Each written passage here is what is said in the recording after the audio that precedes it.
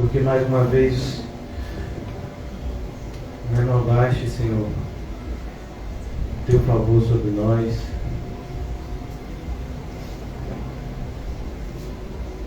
Nos concedendo, Senhor, ânimo, força, amor, esperança, paz, tantas e tantas dádivas espirituais, Senhor, que nos alcançam em Cristo, Senhor. Ajuda-nos, Senhor,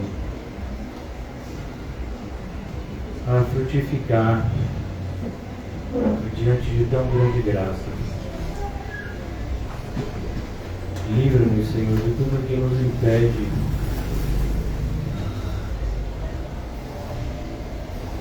de um relacionamento ainda mais íntimo contigo.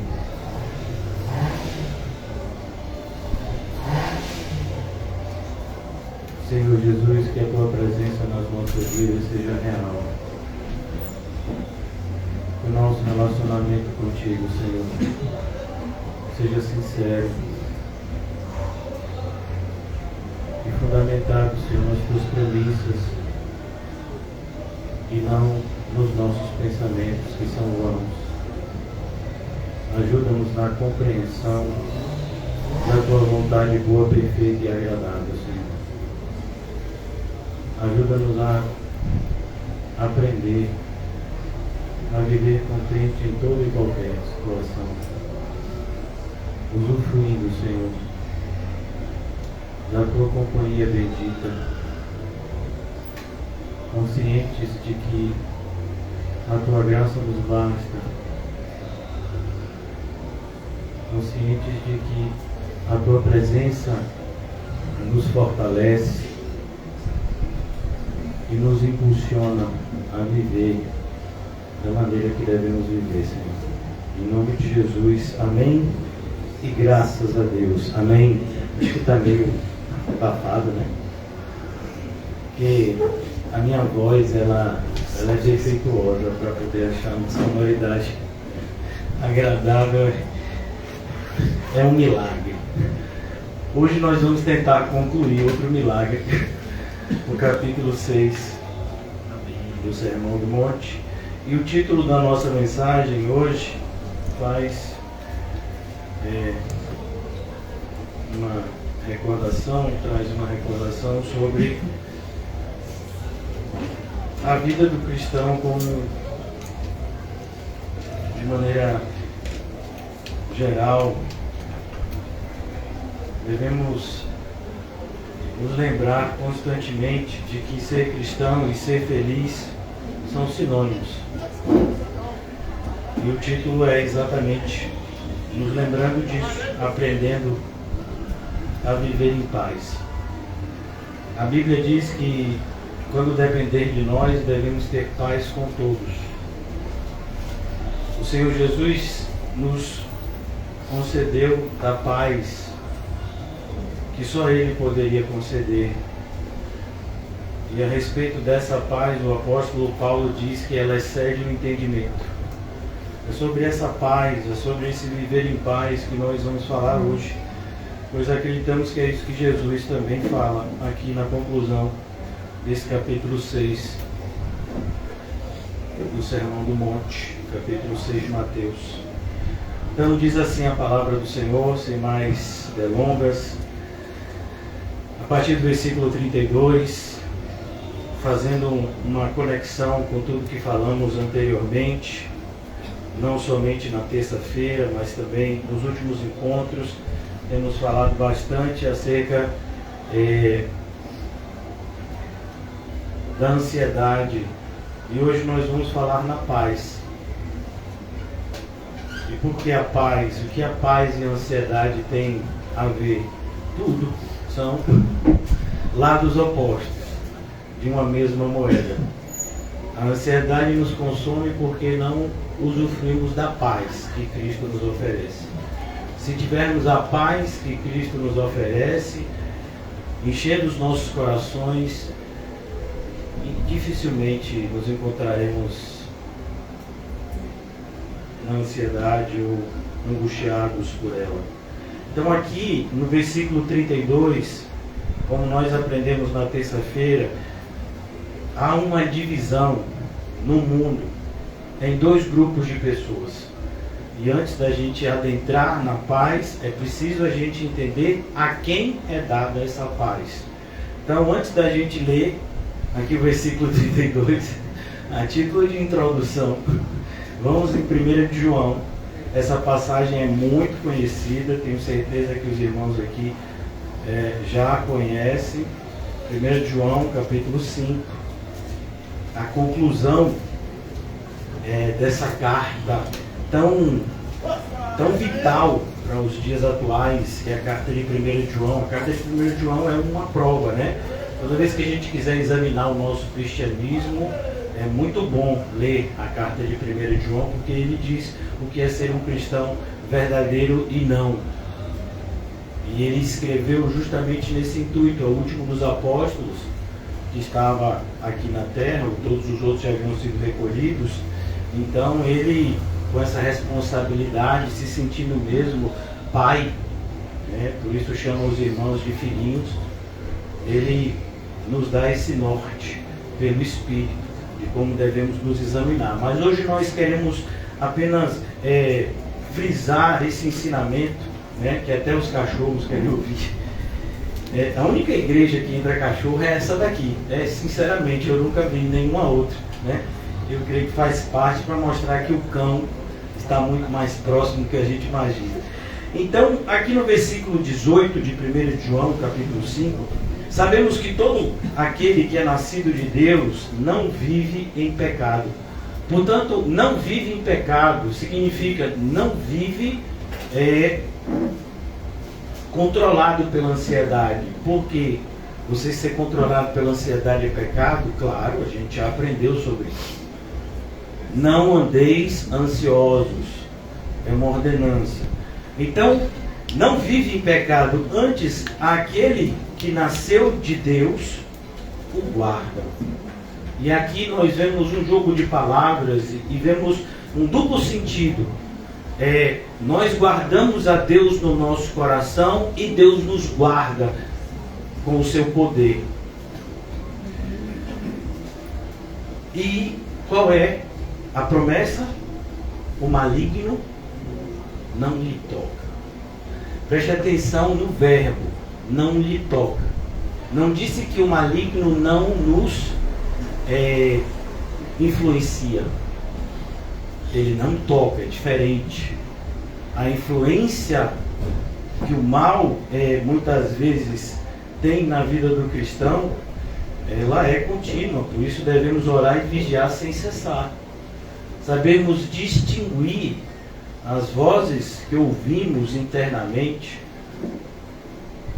Então aqui no versículo 19, mais ainda, sabemos que somos de Deus.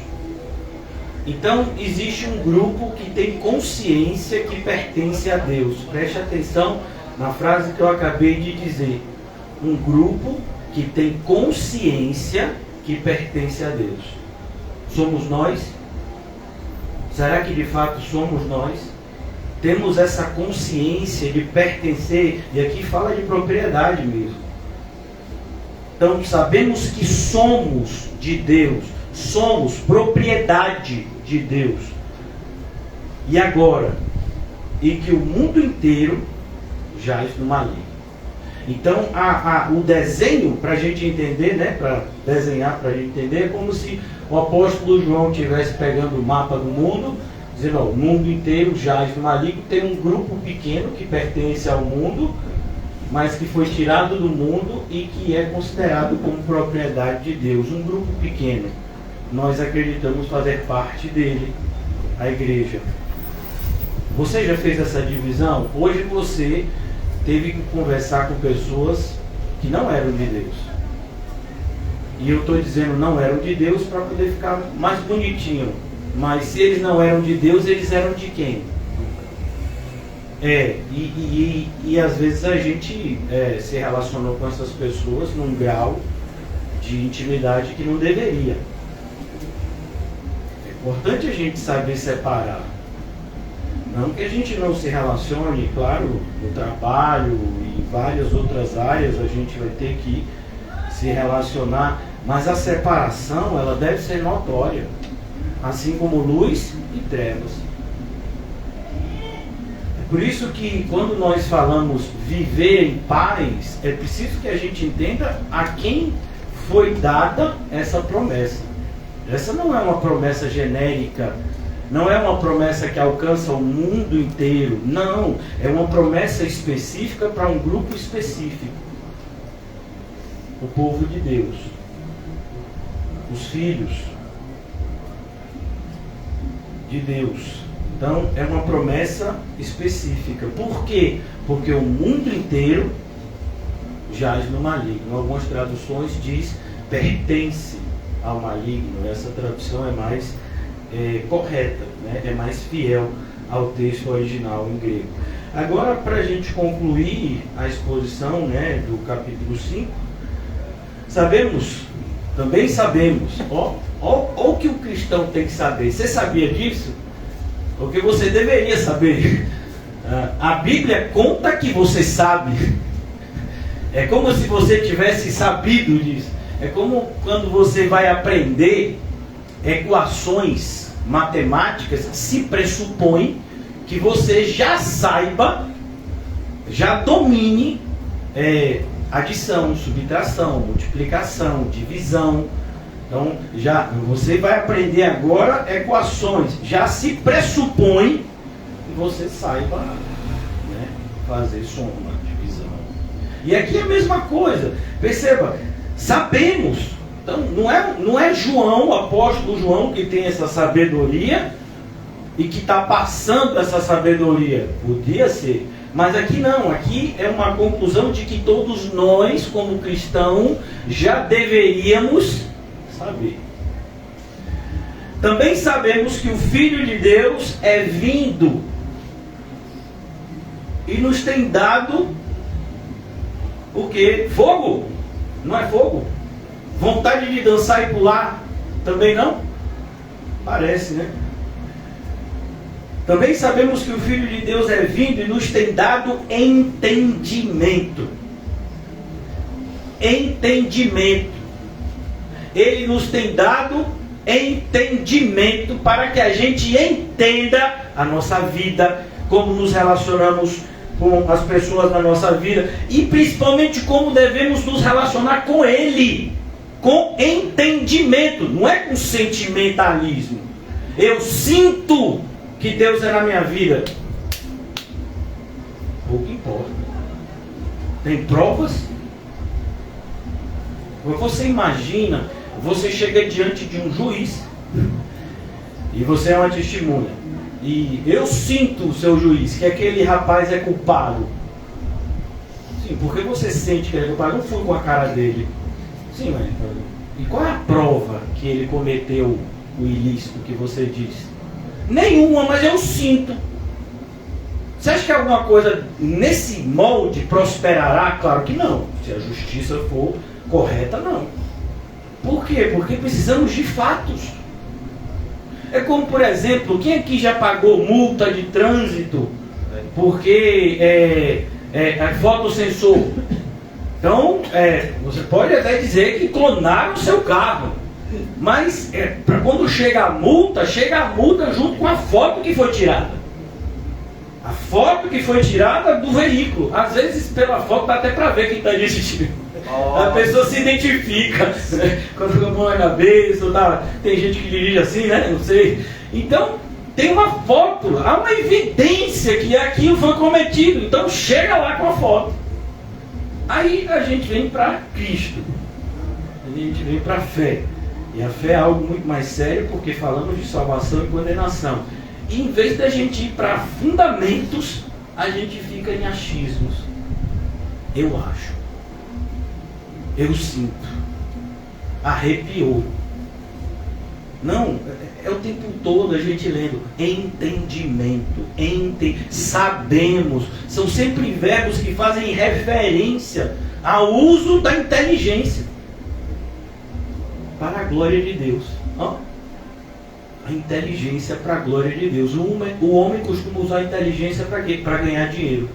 Inteligência não significa grau de escolaridade, não. Então eu conheci uma pessoa que vendia farinha na feira e que depois se tornou um dos maiores donos de supermercado do Brasil. Inteligência para ganhar dinheiro com comércio. Tem gente que tem inteligência para jogar bola. Tem gente que tem inteligência para convencer os outros. Né? Os políticos têm que ter esse tipo de inteligência. Então, mas em vez de usarem a inteligência em prol da glória de Deus, não. Usam em prol da sua própria glória, vanglória, vantagem pessoal. Então, cuidado, irmãos, o entendimento é necessário.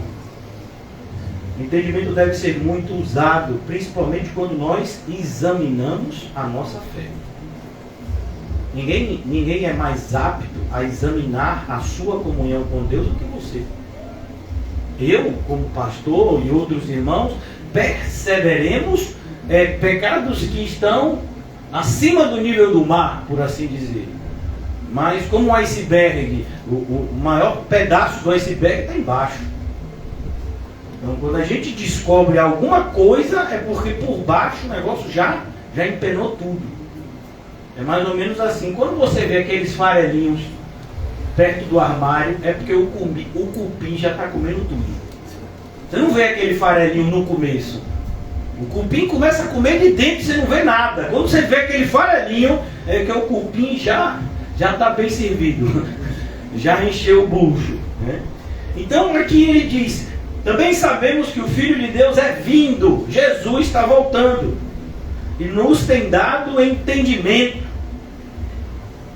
para reconhecermos o verdadeiro.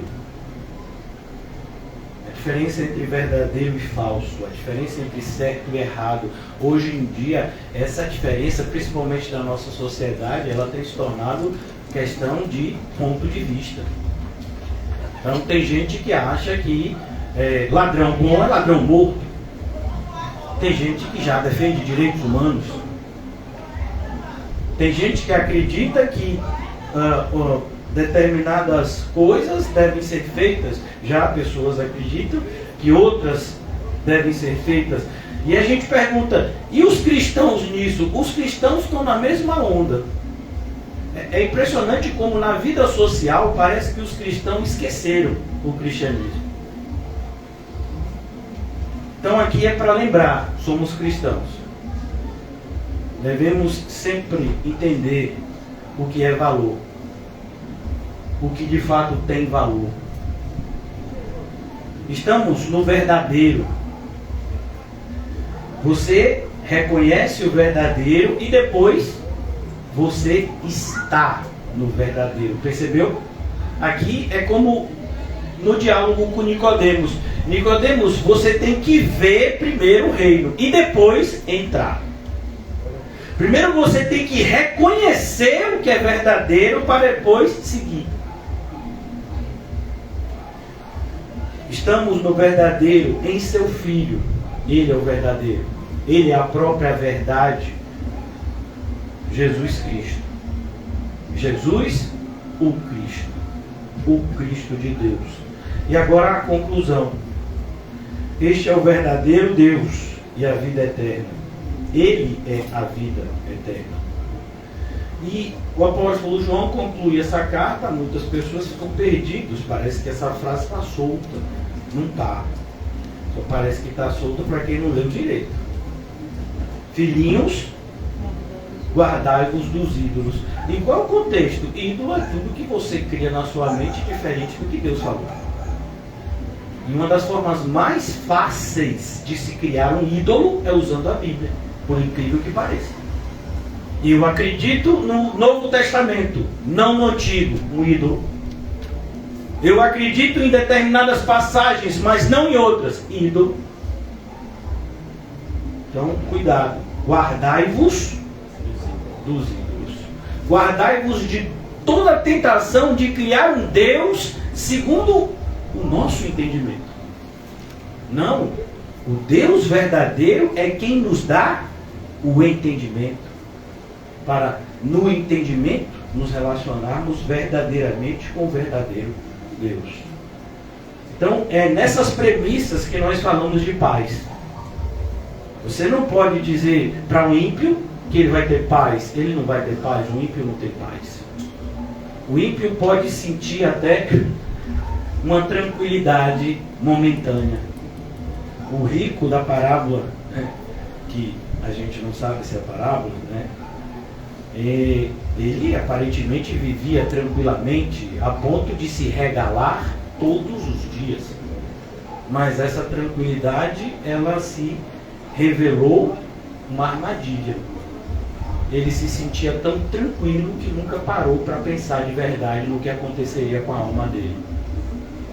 Diferente da paz que vem da comunhão com Deus. Então aqui agora nós voltamos para o capítulo 5 novamente, capítulo 6, perdão, de Mateus. Porque os gentios, percebe quem são os gentios? É aquele povo que está no maligno. É o povo que não tem Deus. O mundo inteiro está no maligno. E gentios aqui, no Sermão do Monte, corresponde a esse grupo que é muito, mas muito superior numericamente do que os verdadeiros crentes que estão em Cristo. Então o mundo passou recentemente, se eu não me engano, se eu não confundir, de 7 bilhões de pessoas. 8 bilhões? Então, 8 bilhões de pessoas. E o contingente de pessoas que vão morar no céu? Eu não sei se chegará a 1 milhão, 2 milhões. Pastor, é tão pouca gente assim. Se a gente levar a Bíblia a sério, até esse número fica assim, um número grande, né? Então, é preciso que a gente entenda, irmãos, de uma vez por todas, que Deus não vai baixar o padrão para encher o céu. Às vezes a gente tem um entendimento assim, né? Muito parecido com o ensino na escola pública. Como é o ensino na escola pública, pastor? Para quem tem que lidar com isso, sabe que os professores de escola pública, eles fazem de tudo para não reprovar o aluno. Porque se o aluno for reprovado, vai obstaculizar, vai atrapalhar a sequência, né, que está vindo. Então, a pessoa que repetiu, por exemplo, a segunda série, o segundo ano, e o pessoal lá que está chegando no primeiro ano, e aí, como é que vai ser? Então, temos que passar esse pessoal. Mas eles não aprenderam nada, então aprende na terceira. Não aprendeu nada na terceira, aprende na quarta. Eu é que não vou ficar com esse problema para mim. Infelizmente é assim que está o nosso ensino público. E a gente vem para fé cristã. E a gente vê que esse tipo de raciocínio é usado em muitas igrejas e muitas pessoas usam esse tipo de raciocínio se examinando, mal sabendo que elas estão se sabotando, se auto-sabotando. Porque se você sair daqui sem entender a pregação, eu tenho que lhe dizer, você vai ser cobrado por ela mesmo que você não entender. Se você faz parte de uma igreja bíblica, mas não se considera, né, parte dessa igreja bíblica, você vai ser cobrado do mesmo jeito, porque você foi notificado, você foi avisado. Eu gosto da expressão notificado porque dá a ideia correta. A partir daquele momento você vai ser cobrado. Então aqui, quando Jesus diz, os gentios é que procuram estas coisas, é para constranger, irmãos. Como assim? Como assim o povo de Deus está buscando a mesma coisa que o povo do mundo está? O que os evangélicos querem hoje em dia? Poder, dinheiro, sucesso, uma vida tranquila, relacionamentos felizes. Não é isso que todo mundo quer? Perceba, todo mundo quer. Mas a gente não é do mundo. Não deveria mais ser do mundo. E é pecado, pastor? Ô, irmão, se você acha que eu vou aliviar para você, eu não vou, porque eu tenho responsabilidade. Sabe o que o professor de escola pública faz? Eu não vou fazer com vocês. A responsabilidade de ensinar o caminho correto é minha, e eu vou fazer com toda a dedicação que o próprio Espírito Santo me concedeu pela graça. Então, quando Jesus diz, porque os gentios é que procuram todas essas coisas, é justamente para mostrar que o povo de Deus daquela época, como em tantas outras épocas, estavam completamente perdidos. Como assim perdido? A gente fica perdido quando o nosso referencial está errado. Então, me diga mais ou menos, pastor, por que eu sei que é noite? Porque não tem sol. O sol é o referencial. O sol se pôs, então vai começar a noite. É o referencial normal que a gente usa. O dia começou, sol nasceu. Então você tem que ter um referencial. É como o capitão de navio que está no meio do mar. Você olha para o lado, mar. Olha para o outro, mar. Para frente, mar. Para trás, mar. Tudo é mar. E como eu vou saber onde é que eu estou? As estrelas. Aí espera chegar de noite, olha para as estrelas e de acordo com as estrelas entende qual é a posição que você está no globo. O referencial. Por que eu estou dizendo isso? Porque quando você tem um referencial, o mundo acabou. Se o seu referencial é o mundo, então você continua perdido. Nunca o referencial dos cristãos da igreja pode ser o mundo. Inclusive, algumas pessoas, agora não, eu creio que não, mas em determinado momento não compreendiam muito bem como a gente tenta gerir a nossa congregação local. Algumas pessoas chegam e o entendimento é um entendimento de empresa. Então, vamos fazer o seguinte, tem que comprar isso, vaquinha. Não tem nada de vaquinha. Irmão, 50 valentes. Não tem isso aqui. Eu quero muito ajudar. Certo. Aqui tem uma caixa, tem um buraco ali na caixa, você bota, ninguém sabe que você deu. É assim que tem que ser mantida a casa de Deus. Mas pastor, se a gente disser que precisa fazer isso, precisa fazer aquilo, aí o povo se sensibiliza, mas aí se você dá por obrigação ou por necessidade, quem não gosta é Deus. Se Deus ama quem dá com alegria, Deus odeia quem dá por obrigação e por necessidade. Eu não concordo com isso, aí o seu problema é com Deus, porque eu só estou lendo o que está escrito. Não é nem uma interpretação, é só a leitura da passagem em 2 Coríntios. Então é preciso que a gente se desprenda do referencial do mundo. O mundo não é mais referencial para a gente. Nós somos uma nova criatura. Então tudo se fez novo. Senão a gente não é nova criatura. Senão a gente só trocou de roupa. E se só trocou de roupa, não está salvo.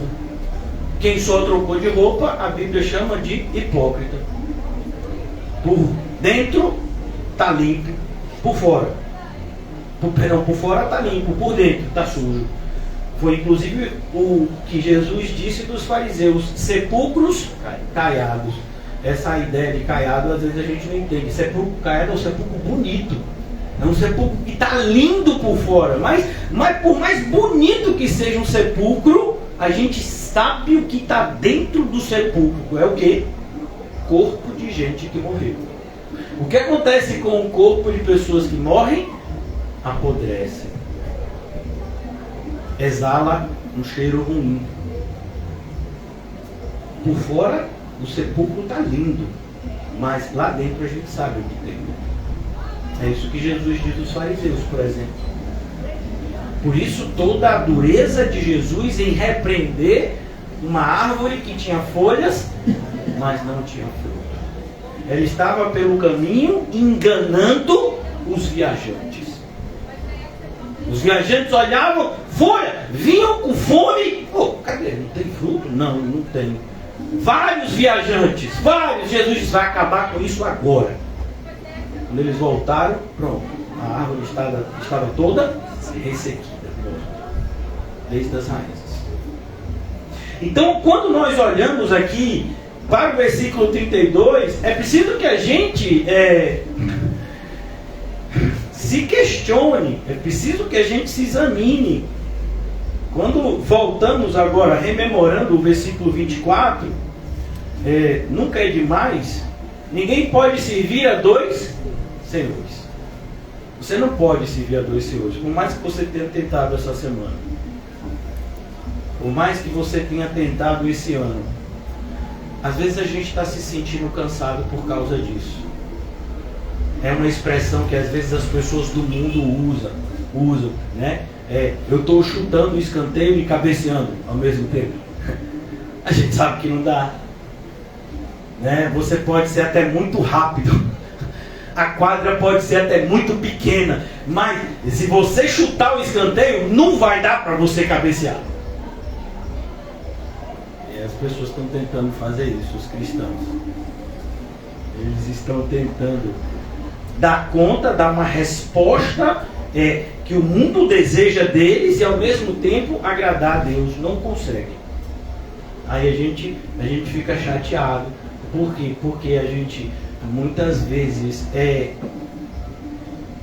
rejeitado pelo mundo, porque o mundo vai dizer que a gente não está se entregando ao mundo como deveria, e também a gente não sente a paz que Cristo nos oferece, porque a gente também não está buscando a Cristo como deveria.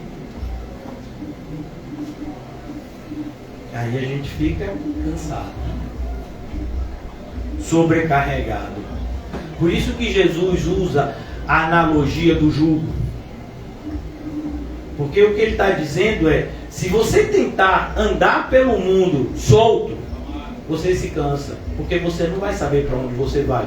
Então você coloca o meu jugo e eu te conduzo.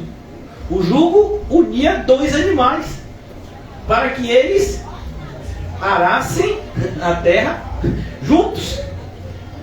De maneira que se um quisesse para um lado, o outro para o outro, não iam, eles iam andar juntos. O jugo prendia os dois.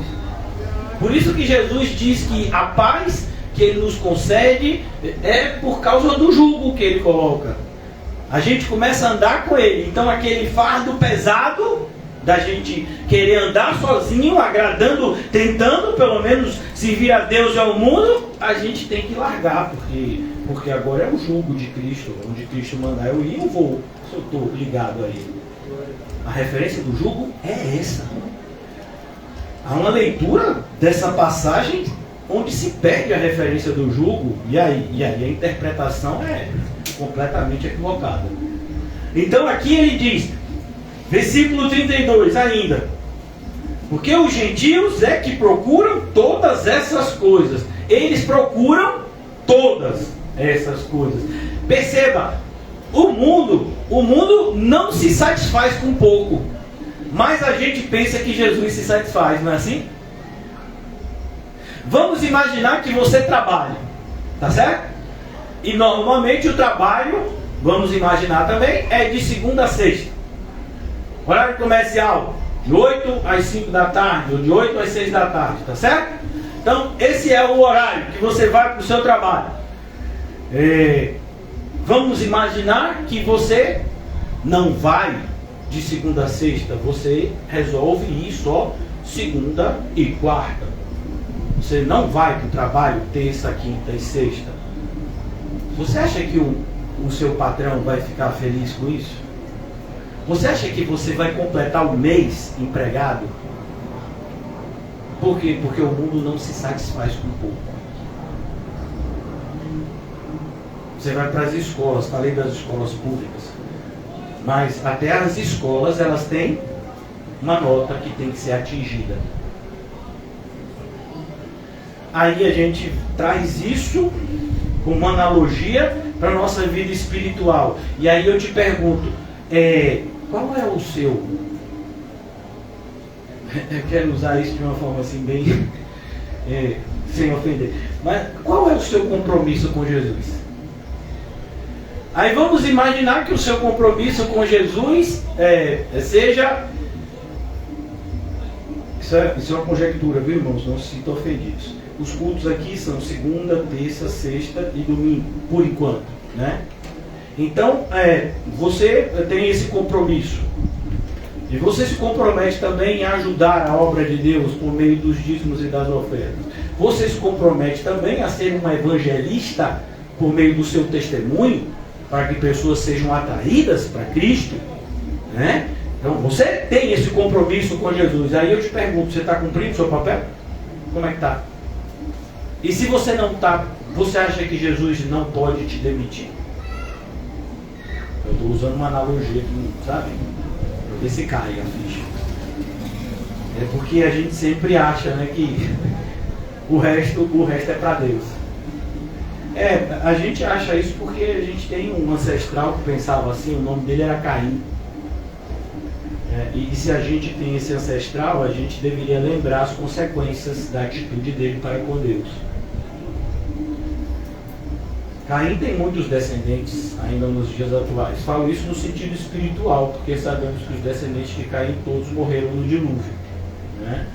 Mas no sentido espiritual, Caim tem muitos discípulos, né? Pessoas que acreditam que trazendo o resto para Deus, Deus tem que ficar satisfeito. E se Deus repreender, como foi o caso de Caim, o próprio Deus o repreendeu, o Caim ficou chateado, Caim ficou indignado. Então Caim tem muitos discípulos nesse sentido. Por isso Jesus fala, você não é gentil, você é um povo, vocês são um povo que tem uma aliança com Deus. E frisem bem esse termo, aliança, porque é repetido bastante no Antigo e no Novo. Aliança. Seria algo, eu sei que para alguns vai escandalizar, mas assim, se você estudar a Bíblia, talvez isso te ajude. É muito parecido com o termo que a gente usa para contrato. O contrato pressupõe duas partes. Um contrato pressupõe direitos e obrigações de duas partes, que voluntariamente acordam entre si.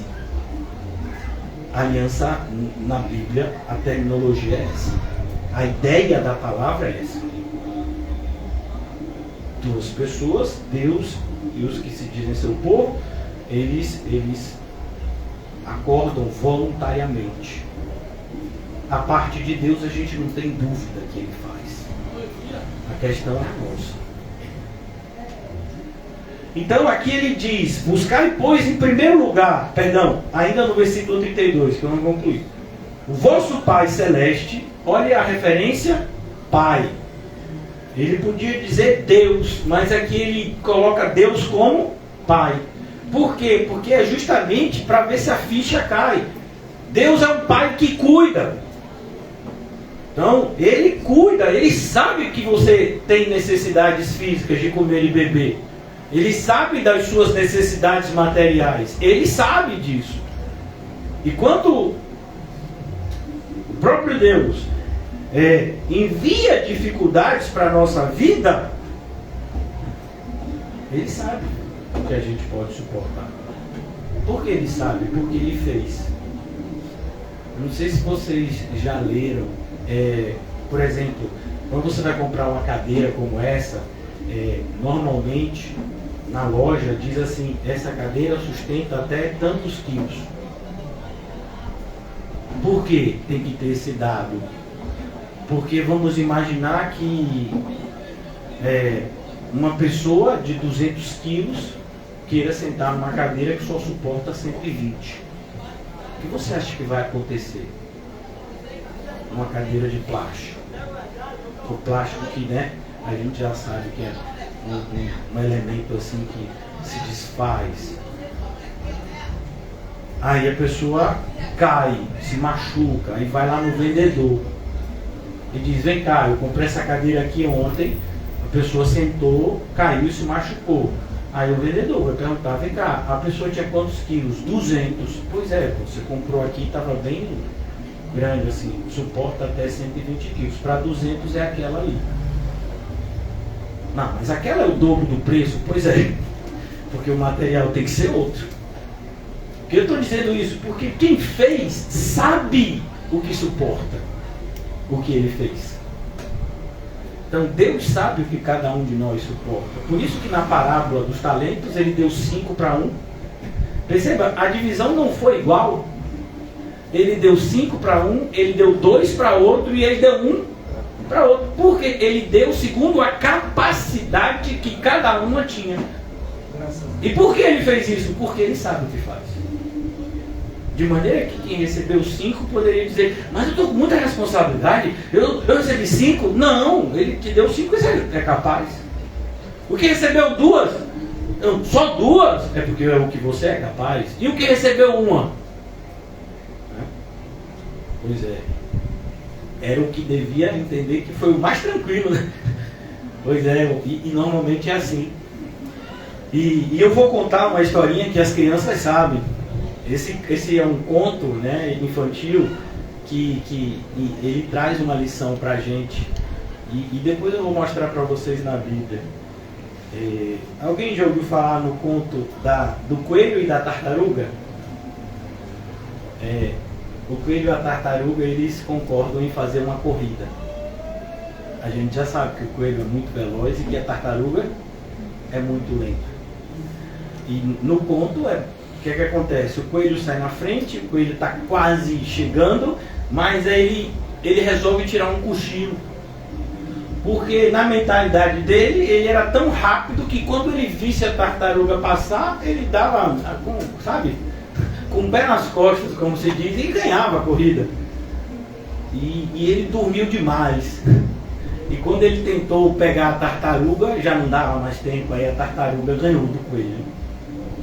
Pastor, isso tem nada a ver com a Bíblia, será? Você já leu a parábola das 10 virgens?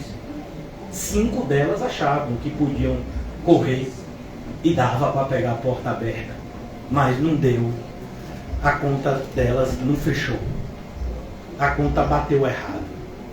A conta da quantidade de azeite, a conta de comprar o azeite e voltar, a conta de que vão abrir a porta porque eu estava aqui esperando, eu vou bater e vou dizer, eu estava aqui esperando. Não, fechou, não abre mais.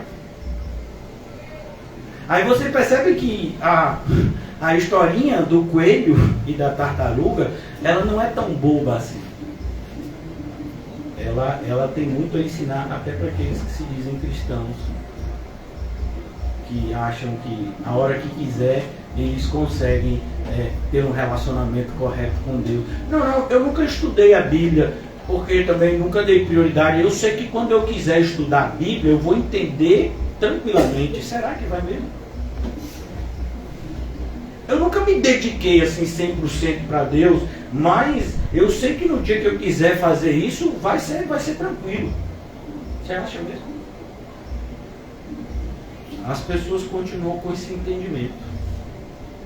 E aí elas cochilam, porque elas acham que no final dá para dar um pique e pegar a porta aberta. Então, quando o Senhor Jesus diz, cuidado, os gentios procuram estas coisas, vocês não devem procurá-las, porque o vosso Pai Celeste sabe que necessitais de todas elas. E a ideia aqui ele sabe o que de fato a gente precisa, porque tem coisas que a gente pensa que precisa e não precisa. Tiago fala sobre isso. Quando a gente pede e não recebe, por quê? Porque pedimos mal. E o que seria pedir mal? Pedir para satisfação própria. Quando a gente não pede para a glória de Deus. A gente pede visualizando só a nossa própria satisfação. Vamos imaginar. Vamos trazer isso para uma realidade mais tangível. Então, vamos imaginar que você seja uma pessoa que sente muito calor. Eu sinto muito calor. E aí então a gente coloca um ar-condicionado aqui. É até uma ideia, você colocar um ar-condicionado aqui, abaixar o teto, até por conta da sonoridade. E no ar-condicionado você pode colocar temperaturas variadas, de 18 graus até 26 graus. Então eu sou muito calorento, eu quero que fique bem frio, mas tem pessoas que sentem muito frio. Às vezes tem pessoas que chegam aqui gripadas. Então quer dizer que eu tenho que pensar em mim? Não, eu sou crente. O crente, ele coloca o seu irmão em primeiro lugar. Eu posso suar igual um porco aqui, mas se você estiver confortável, eu vou ficar feliz. porque nós somos irmãos. Para mim é melhor suar sabendo que você está bem do que estar bem sabendo que você não está. Isso é cristão. Isso é o amor cristão. Perceba que eu não falei sentimento cristão, porque os sentimentos nos enganam. O amor cristão não nos engana. Porque o amor e a verdade, eles sempre estão juntos. Então aqui, você sabe que Deus sabe das suas necessidades? Sei. Então isso deveria te dar paz. Porque Ele é o seu Pai. Em determinada passagem, Jesus diz, olha, você acha que se você pedir pão a Deus, Ele vai te dar uma serpente? Uma pedra? E se você pedir um peixe, Ele vai te dar uma serpente? E se você pedir outra coisa, Ele vai te dar um escorpião? Não! Se vocês que são maus sabem dar bons presentes aos vossos filhos, que dirá Deus que é bom. E em um determinado evangelho ele ainda diz, dará o Espírito Santo, porque o melhor de Deus, quem é? Deus. O Espírito Santo é Deus, para a gente ficar bem claro. Então Ele dará Ele mesmo para a gente, porque Ele é o melhor que Ele pode dar, não tem outra coisa. Então aqui Ele diz, Ele sabe do que você necessita, Ele sabe o que de fato você precisa. Não, pastor, eu acredito que eu preciso de um monte de coisa. Pois é, então é melhor você refazer a sua lista, porque talvez você não precise de tantas coisas assim como você pensa, como o mundo quer que você pense. Nós vivemos, irmãos, em uma sociedade altamente consumista, que nos influencia o tempo todo a desejar coisas, a desejar experiências, né? Então, tem gente que tenta convencer você que a melhor coisa do mundo é praia. Bom, eu gosto muito, né? Maresia, ver o mar, contemplar a criação. Eu acho muito bom, se for nesse sentido contemplativo. Mas a ideia de praia, segundo o mundo, é barraca, é gente falando imoralidade, som alto, bebedice. Eu não sei você, mas isso não me atrai. Tem gente que acredita que a melhor coisa do mundo é viajar. E como é que a pessoa ainda quer me convencer que viajar descansa? Não, você cansa para você fazer não. Você cansa para você viajar. Você cansa na viagem, porque ninguém viaja para ficar com a perna para cima, né? E você cansa na volta. E aí, descansou? Não! Ou você viaja ou você descansa. Não dá para fazer as duas coisas. Mas o mundo diz, não, tá de férias, viaje para descansar. Percebe? E a gente vai aceitando essas ideias do mundo sem nem peneirar. O mundanismo invade as nossas mentes e a gente nem percebe. É isso que Jesus está dizendo aqui. Ele sabe o que de fato você e eu precisamos. Às vezes a gente não sabe. E a gente imagina que precisa de coisas que não precisa, e tem o outro lado, viu? A gente muitas vezes esquece que precisa de coisas que a gente não está dando a devida importância. O que, pastor? As coisas espirituais. É assim que Paulo coloca na carta aos Colossenses, se eu não me engano. Se já ressuscitamos com Cristo, buscamos as coisas que são do alto. Buscamos as coisas que são do alto. Então aqui, continuando, Jesus manda a gente buscar. É assim que começa o versículo 33. Buscai, pois. E esse pois aqui, a ideia é trazer um significado à expressão. A ideia é explicar. Explicar no sentido de concluir. Olha, os gentios buscam essas coisas, você não tem que viver como gentio, então como eu tenho que viver desse jeito aqui? Essa é a ideia do pois. Buscai, pois, já que você não é gentil, já que você é cristão, já que você faz parte do povo de Deus, já que Deus é o seu Pai, então pare de se preocupar com o que você não deve se preocupar e se ocupe com o que você tem que se ocupar. Buscai. O verbo buscar significa procurar alguma coisa. Sim ou não? Perceba, irmão, eu não estou falando nada novo, mas a gente dificilmente lê a Bíblia assim, né? O que significa o verbo buscar? Por que o Senhor está me mandando buscar o reino dele? Não, a gente lê aqui parecendo que a gente está lendo, né, um jornal do dia e a gente não faz como diz, né? Meditar. O verbo que Davi usa é ruminar. Você lê e você fica refletindo e pensando. E aquele pensamento, aquela reflexão em relação ao que Deus falou, isso vai te enchendo. Isso vai te saciando. Isso vai te fortalecendo. Pastor, eu li 10 capítulos hoje e não senti nada. Porque provavelmente você não leu os 10 capítulos. Você leu uma lista de compras, né? Você narrou uma corrida. Você narrou um jogo de futebol. Ler é isso que a gente está fazendo aqui. Estudar é isso que a gente está fazendo aqui. Então, buscai. E aí eu tenho que te perguntar: o que você está procurando aqui? O que você passou o dia inteiro procurando? E a gente veio buscar isso.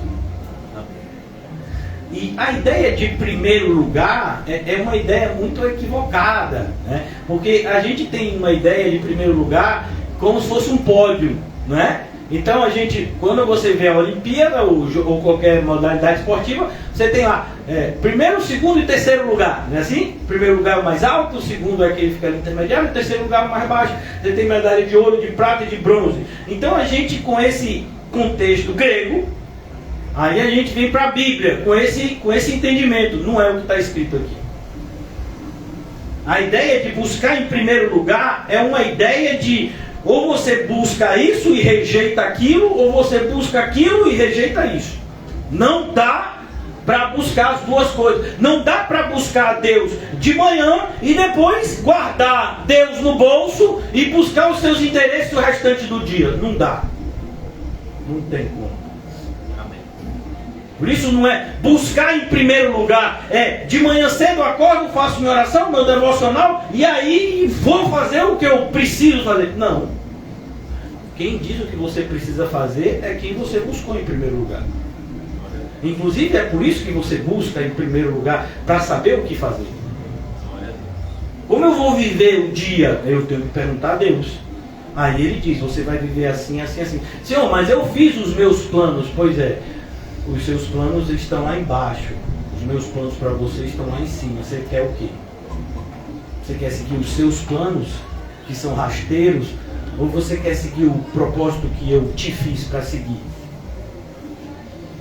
É um referencial. A gente meditou, inclusive, aqui em Isaías 55. Então aqui ele diz, buscai, pois, em primeiro lugar. A ideia é, dê a prioridade a Deus, dê a prioridade ao Senhor. Não deixe que nada roube o lugar de Deus na sua vida. Hoje eu conversava com uma pessoa que é cristão, né, pelo menos se apresenta como, eu acreditar que é, e eu falava, né, sobre uma realidade do movimento evangélico em trazer, em fazer uma espécie de ídolo em algo que aparentemente é até virtuoso, que é a família. Então, você ser um marido exemplar, você ser uma esposa exemplar, você ser um filho exemplar, você ser um pai exemplar, e por aí vai, né, os laços parentescos. Isso é muito bom, mas você não pode colocar essas pessoas que fazem parte dessa família, ou uma dessas pessoas, no caso marido, filho, em primeiro lugar. Não pode. Pastor, em minha casa me colocaram na posição de escolher entre a família e Deus.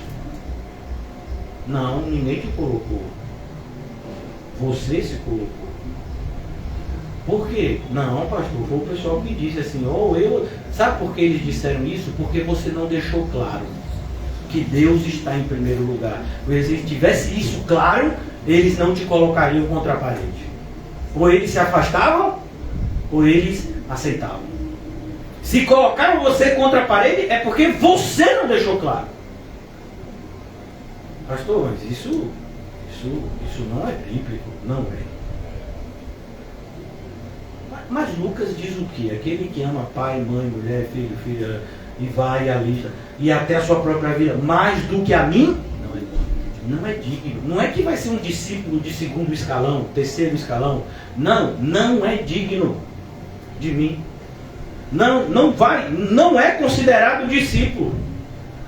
Pastor, eu vou fazer uma escolha que eu quero salvar a minha família, então eu vou ter que me afastar do corpo. Escolha sua. Claro que você pode fazer essa escolha. As consequências é que você não pode escolher. Não, porque aí quando minha família aceitar o meu cristianismo, eu volto. Não, você não volta. E se você voltar, muito provavelmente, talvez Deus não te aceite. Deus não aceita esse tipo de relacionamento. Senhor, deixa eu enterrar o meu pai. Depois eu te sigo. Ele diz, não. Deixe que os mortos enterrem os seus mortos. Aí vem outro e diz, Senhor, eu não preciso de tanto tempo assim não, Senhor. Eu só tenho que ir lá na minha cidade, avisar os meus parentes que eu vou te seguir. Jesus diz, não, então você nem pode me seguir. Mas por que, Jesus? Porque se você se propõe me seguir e está preocupado em voltar para a sua parentela para avisar que você vai me seguir, é porque você não está com um olhar na direção certa. Lembram-se dos 300 de Gideão? Não eram só 300, eram 32 mil no começo, se eu não me engano. Vai os covardes, fica 12 mil, se eu não me engano. E desses 12 mil, só fica 300. O que foi que eliminou uma quantidade absurda de gente? Beber água. Deus disse, Gideão, leva esse povo para beber água. Gideão levou. E fica de olho, Gideão, porque quem beber água olhando, assim, sabe aquele camarada que bebe água e está assim desconfiado para ver se vem alguma coisa? Esse daí é prudente. Esse daí você coloca no grupo que você vai levar.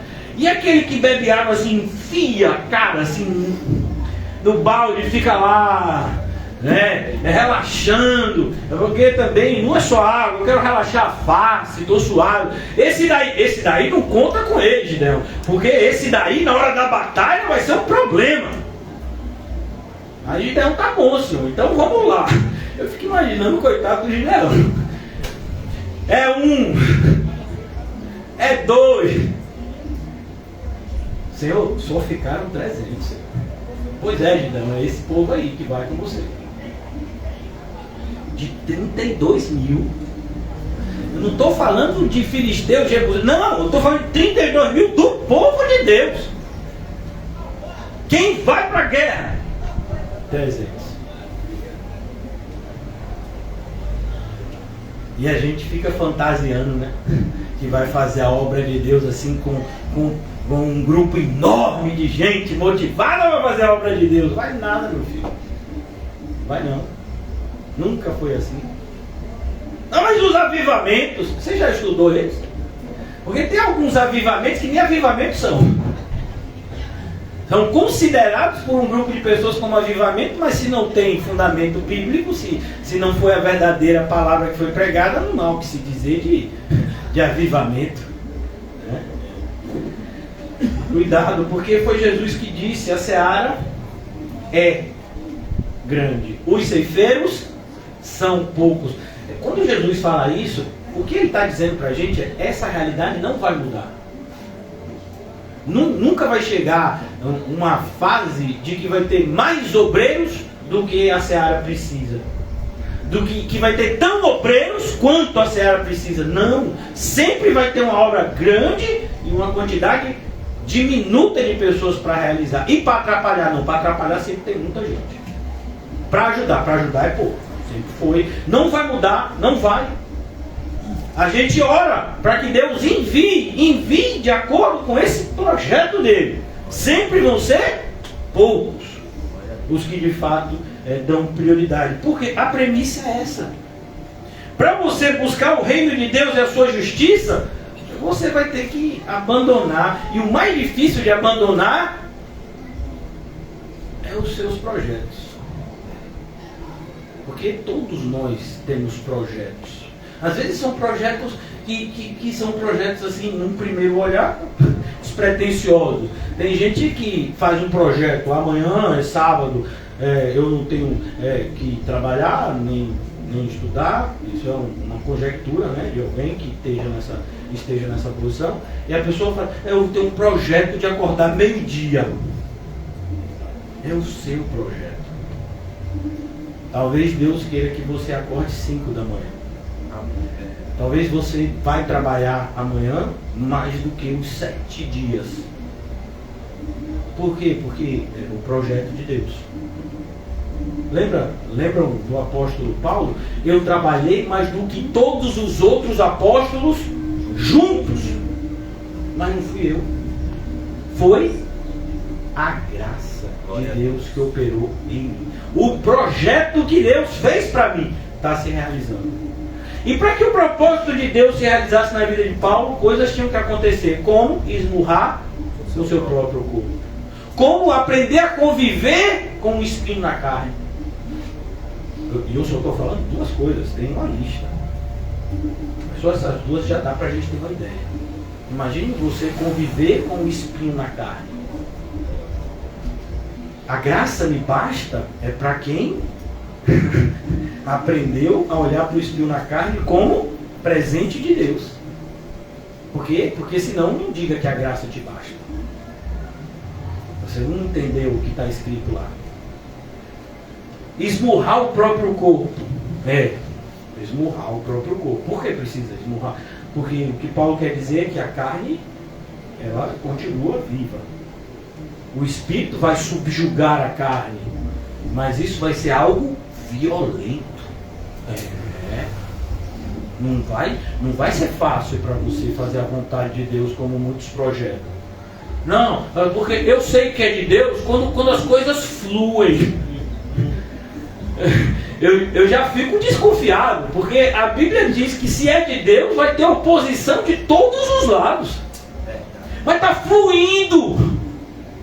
Meu filho, se está fluindo é porque é a correnteza do mundo te levando. Porque é a única coisa que flui, é a correnteza do mundo. Inclusive essa analogia Paulo usa, se não me engano, em Efésios.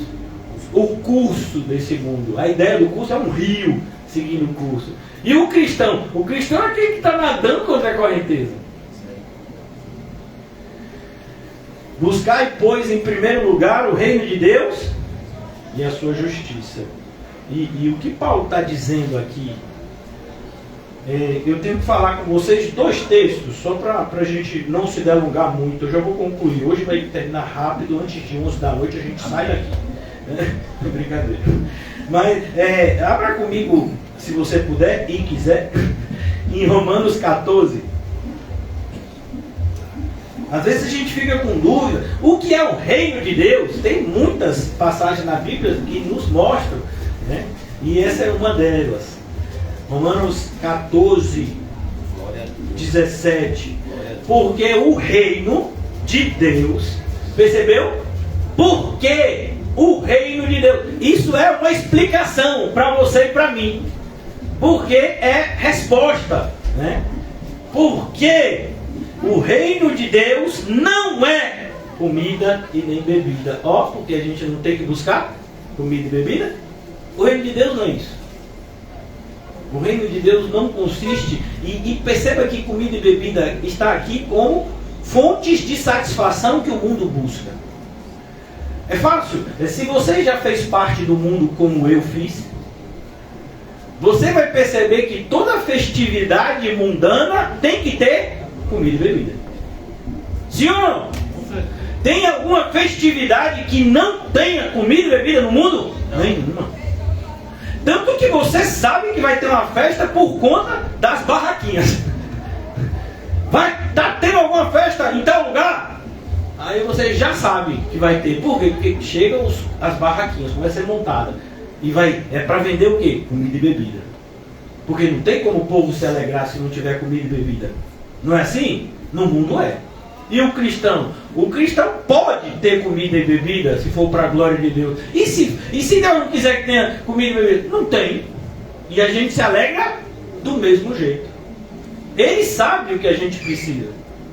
Se for para ter comida e bebida, tem. E pode ter certeza que não vai ser como o mundo. Comidas que fazem mal, bebidas que fazem mal. Os cristãos não. Os cristãos entendem que eles precisam viver uma vida em todos os aspectos sadia. Porque eles não são obras do acaso, eles são criação de Deus.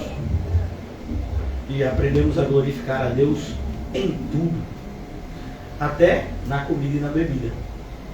No versículo 17 ainda lemos assim: o reino de Deus não é comida e nem bebida, mas aí explica. Então o que é o reino de Deus? É justiça. Lembra que Jesus fala? Buscar em primeiro lugar o reino e a sua justiça. Aqui, justiça e paz. E a gente vai ver daqui a pouco essa paz e alegria. Perceba que a ideia aqui é uma sequência lógica.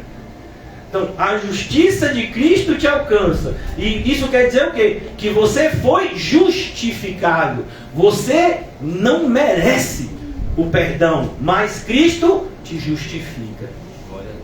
Aí, porque você é justificado, você tem paz. Com quem? Com Deus.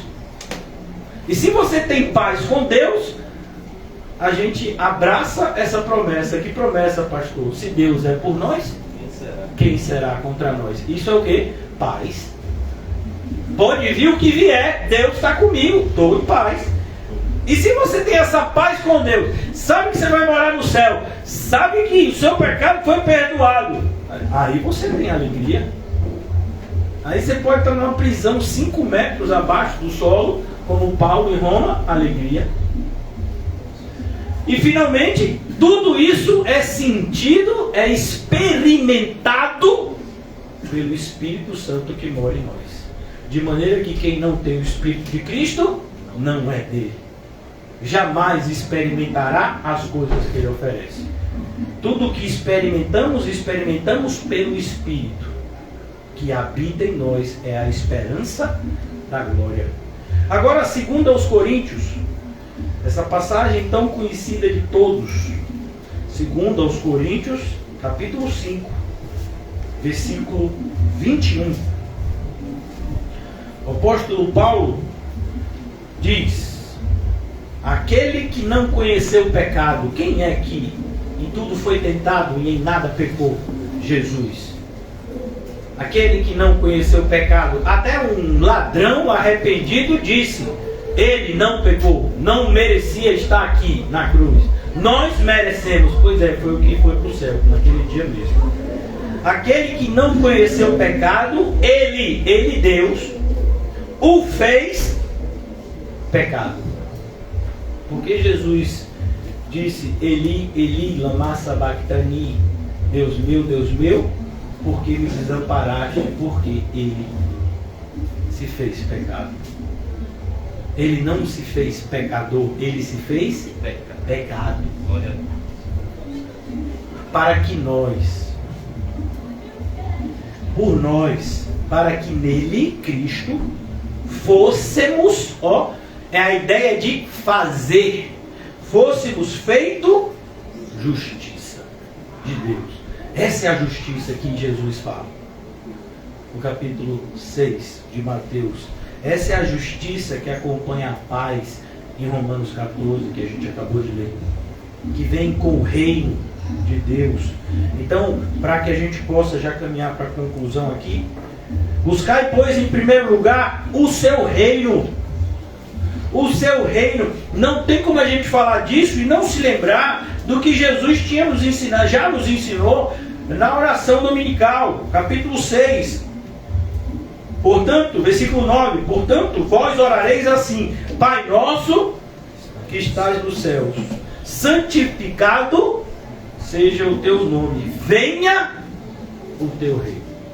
Então o cristão, ele deseja o reino de Deus, e ele deseja o reino de Deus de tal forma que a sua vida agora é vivida na busca desse reino, na busca em agradar o rei desse reino.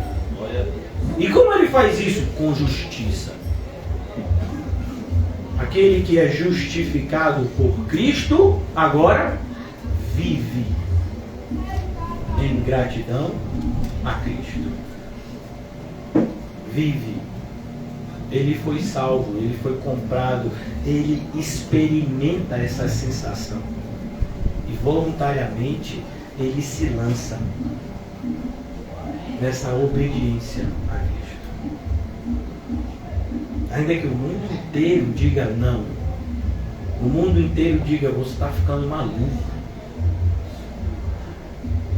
ele sabe quem ele era, ele sabe quem ele é agora, e mais ainda, ele sabe a diferença entre esses dois.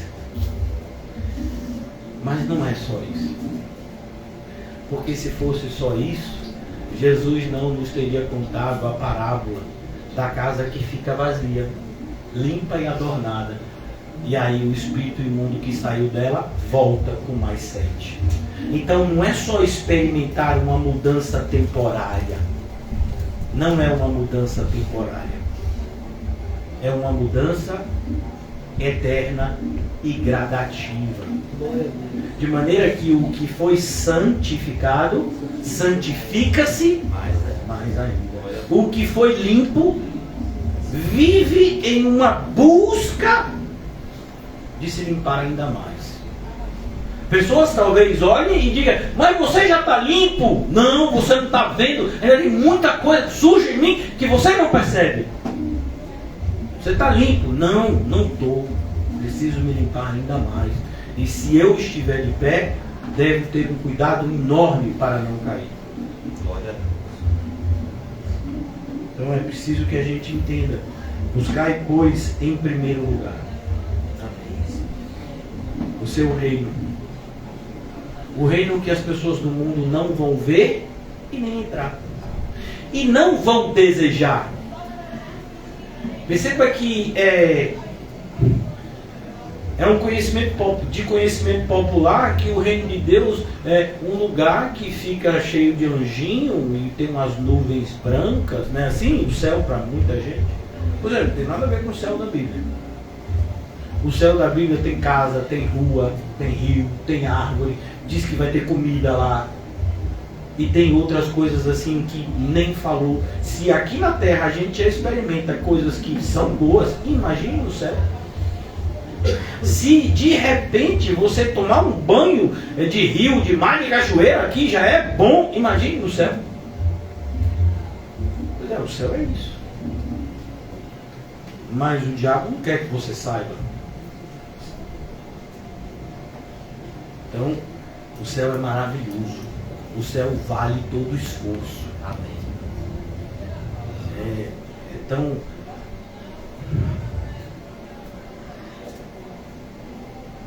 É tão, sabe, precioso enxergar essas coisas e mais ainda, perceber que não estamos sozinhos, nem geograficamente e nem no tempo, cronologicamente. Basta olharmos um pouco para trás e vermos um jovem que tinha tudo para ter uma vida bem tranquila do ponto de vista financeiro até emocional, Jim Elliot. E ele abandona tudo num país extremamente próspero financeiramente, os Estados Unidos, e vai evangelizar índios numa selva. Índios que eram conhecidos pela sua violência com os forasteiros. E antes dele ser assassinado, ele diz, às vezes a gente tem que dar o que a gente não tem para ganhar o que a gente não pode perder. Aí algumas pessoas ouvem essa frase, dão risada, que frase boba, sem sentido. Pode ser para você, que nunca faria o que ele fez. Pode ser para você que tem dificuldade até de ficar quieto na igreja, que não tem qualquer tipo de reverência ao pregador e à pregação. Uma pessoa que fica na igreja se mexendo tem que ser expulso o diabo, né? Então não tem reverência. Como uma pessoa dessa vai pregar na selva do Equador? Se na igreja que tem água, tem banheiro, tem um ambiente todo preparado para você sentar, ouvir, aprender e praticar. Isso te dá desconforto. Imagine que você vai para onde? Você vai evangelizar quem? Aonde? Se você não dá um bom testemunho aqui, você está em casa? Com certeza não. Pastor, é por essas e outras que eu creio que a igreja vai ficar vazia. Você que pensa. Deus deu a Cristo ovelhas para ele apacentar. Eu sou um servo de Cristo, apacento ovelhas, não tenho qualquer compromisso com bodes e muito menos com lobos. Também não fui chamado para bater em lobo, não. Quem vai fazer isso é o pastor. Eu posso até ser devorado por lobos como ovelha, porque eu sou ovelha. E você não vai resistir? Não, porque se eu morrer eu vou para o céu. Não é o que eu creio. Como eu vou resistir ao ataque de um lobo que me mata e me leva para o céu? E o lobo? O lobo não vai para o céu. Entende? Você é livre para morrer por Cristo, mas jamais matar por Cristo. Você é livre para dar a segunda face, mas jamais devolver o mal com o mal. Percebe porque ser um evangélico nos nossos dias é praticamente um milagre? É um milagre você ser evangélico. Porque para ser evangélico, primeiro de tudo, você tem que ser regenerado. Você tem que encontrar uma igreja bíblica onde outros regenerados busquem o reino e a justiça de Deus junto com você. Você vai ter que abandonar uma série de pensamentos e uma série de projetos que você fez para a sua vida, e você vai ter que aprender a amar o desconforto e a rejeitar o conforto. E eu vou parar por aqui, porque se eu for continuar, talvez eu desestimule a maioria. Mas entenda que ser cristão, principalmente se nós acreditamos que estamos próximos à volta de Cristo, se tornará um milagre cada vez maior. Não é por conta de termos poucas instituições religiosas evangélicas, de forma alguma. O sinal é inclusive a multiplicação dessas instituições religiosas para que cresça a apostasia. A apostasia que precede a vinda do anticristo. A vinda do anticristo que precede a vinda de Cristo. Então, como vai ter grande apostasia? Um crescimento numérico daqueles que se apresentam evangélicos sem nunca serem. Então, quando Jesus fala o que ele fala aqui, a ideia é chocar mesmo. Jesus não tem nenhum problema em chocar os ouvidos, em trazer perplexidade aos seus ouvintes. É por isso que ele prega em João 6, quem não comer da minha carne e quem não beber do meu sangue, não tem parte comigo no meu ministério. Isso choca o judeu. Até porque o judeu tem um entendimento de alimentação totalmente diferente do nosso. Por exemplo, o judeu não come qualquer carne. Não estou falando só de animais. Tem animais que são impuros para o alimento do judeu. Mas é também em relação como esses animais são mortos. Para que o judeu possa comer a carne, o animal tem que ser morto de uma determinada forma, onde o sangue do animal é todo tirado. Aí ele pode comer daquela carne. E aí Jesus diz: quem não comer da minha carne, não beber do meu sangue, não tem parte comigo. E aí não é a multidão que deixa ele, não, são os seus próprios discípulos. E vão embora dizendo o quê? Duro é esse discurso, quem pode suportá-lo? Não é a multidão, os discípulos. Eles não vão embora porque ficou difícil, não. Ouviram algo que não conseguiram suportar, ouvir. Ouvir. Percebe por que a verdadeira pregação incomoda? Sempre incomodou. Não vai mudar agora.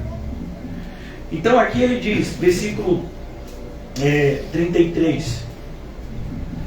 Se você busca o reino de Deus e a sua justiça, Ele acrescentará as coisas que você de fato precisa. Perceba, você não precisará buscá-las. E eu não estou falando isso como incentivo à preguiça ou incentivo à inatividade. Não, a ideia aqui, vamos no Salmo. Abra comigo no Salmo de número 127, se eu não me engano.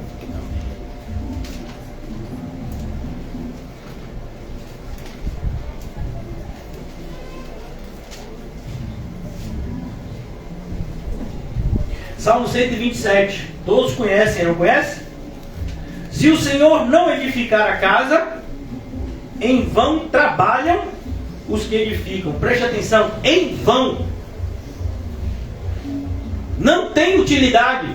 A pessoa vai trabalhar um ano inteiro para construir uma casa, quando botar a última telha, acabou. Não, você vai passar 5 anos construindo a sua casa. Quando botar a última telha, acabou. Em vão. Em vão é inútil, inutilidade. É a mesma expressão que Paulo vai usar.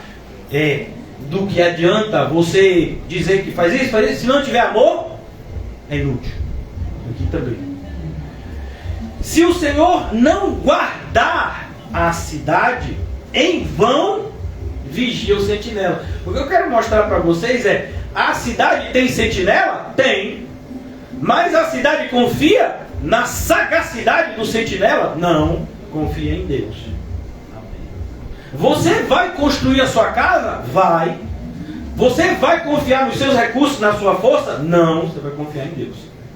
A ideia aqui é confiança. Por quê? Porque você precisa ter um relacionamento baseado na confiança, senão você nunca vai ter um relacionamento verdadeiro com Deus. Dá um exemplo. Você casaria com uma pessoa que você não confia? Você casaria com uma pessoa que você tem certeza que lhe trairia amanhã? Meu irmão, se você faz isso, eu tenho até medo da sua de como está, né? A sua capacidade de escolha. Não, por mais que a pessoa possa sofrer uma traição, ela se casa pressupondo que o cônjuge vai ser fiel. Sim ou não? Então aqui, continuando nessa passagem, para a gente concluir: inútil vos será levantar de madrugada. Ele está dizendo que não é bom levantar de madrugada? De jeito nenhum. Trabalhe, acorde cedo. Jesus fazia isso. Jesus ia procurar Jesus cedo, sol nascendo, Jesus já tinha acordado, orando, buscando o Pai. Acordamos!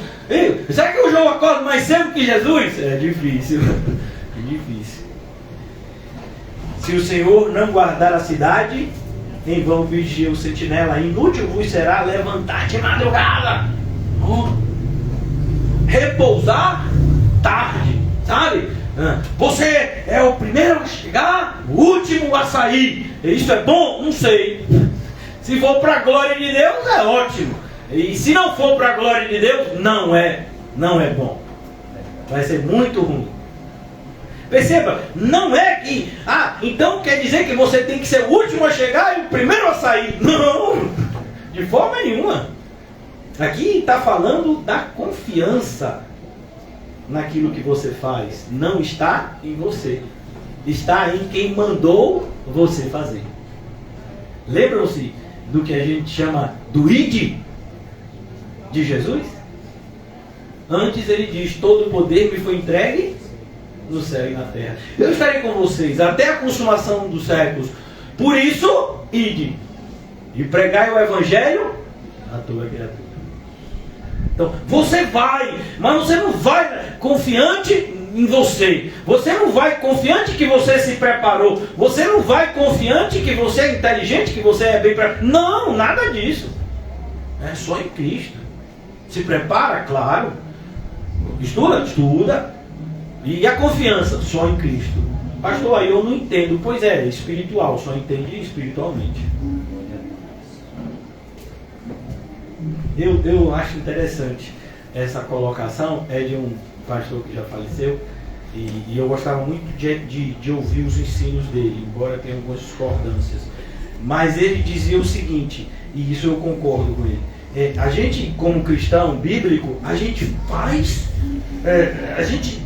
A gente se esforça como se tudo dependesse de nós. E descansa sabendo que tudo depende de Cristo. Glória a Deus. Então são essas duas coisas. O esforço é como se tudo dependesse de nós. E aí você fez o máximo que você podia. Você foi até o máximo que você podia. E agora? E agora você descansa. Porque é isso que Cristo queria de você. Que você se dedicasse ao máximo a Ele. Ele nunca contou com o seu e o meu esforço para que as coisas dessem certo. Mas o seu e o meu esforço, eles agradam ao Senhor. Eu gosto também de uma analogia que um pastor que já foi muito bíblico disse. É como um filho que vê o seu pai trabalhando e carregando às vezes peso, e aí o filho se sente inspirado, né, no pai, quer fazer a mesma coisa que o pai, mas não consegue, ainda é franzino. Mas o pai se sente feliz em ver que o filho deseja seguir os seus passos. Então é o Senhor. Inútil vos será levantar de madrugada, repousar à tarde, comer o pão que penosamente granjeastes. A ideia é que a pior coisa do mundo é o trabalho que você faz. É por isso que 6 horas de hoje foi decretado happy hour. Happy hour é sexta-feira, 6 horas. Por quê? Porque 90% das pessoas acreditam que a pior coisa do mundo é trabalhar. E se a pior coisa do mundo é trabalhar, por que você está trabalhando? Por quê? Se eu não trabalhar, eu como? Meu irmão, até o ímpio identifica que essa frase não faz sentido. Se até o ímpio identifica, como é que um cristão não identifica? Pastor, então o senhor está me dizendo que eu poderia trabalhar em algo secular e ainda assim me sentir realizado em Cristo? Sem sombra de dúvidas. Então, é importante que você aprenda a desempenhar o que você tem que desempenhar, entendendo que você só faz aquilo por Cristo, não por uma recompensa imediata. Não é o salário que te motiva a ir para o trabalho. Não, é você entender que Deus te quer naquele lugar.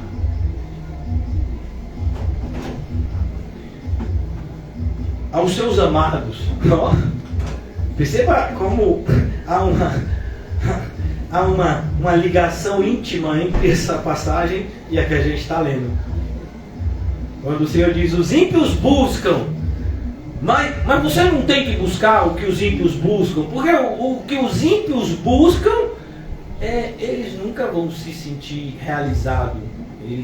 O ímpio é isso, ele deseja algo, e aí ele tem o que deseja, e aí ele vai desejar outra coisa.